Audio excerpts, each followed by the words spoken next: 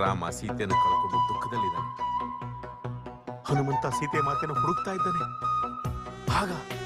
ಆಗ ಕೂಡ ಒಳ್ಳೆ ತಲೆ, ಬೇಡ ಬೇಡ, ರಾಮನ ಮೇಲೆ ಯುದ್ಧ ಮಾಡಬೇಡ, ಹೋಗು, ನೀನು ಹೋಗು, ಅವನ ಕ್ಷಮೆ ಕೇಳು ಅಂತ ಹೇಳ್ತು.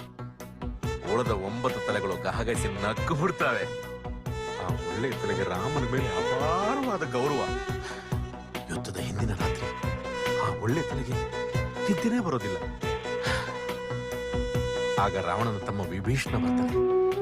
ವಿಭೀಷಣಗೆ ಹೇಳುತ್ತೆ ಆ ಒಳ್ಳೆ ತಲೆ, ವಿಭೀಷಣ ಹೋಗು, ಶ್ರೀರಾಮನ ಪಡೆ ಸೇರ್ಕೋ, ರಾವಣ ಸತ್ತು ಹೋಗ್ತಾನೆ, ಲಂಕಾ ಪ್ರಜೆಗಳ ಬದುಕು ನಿನ್ನ ಕೈಲಿದೆ, ಹೋಗು ಅಂತ.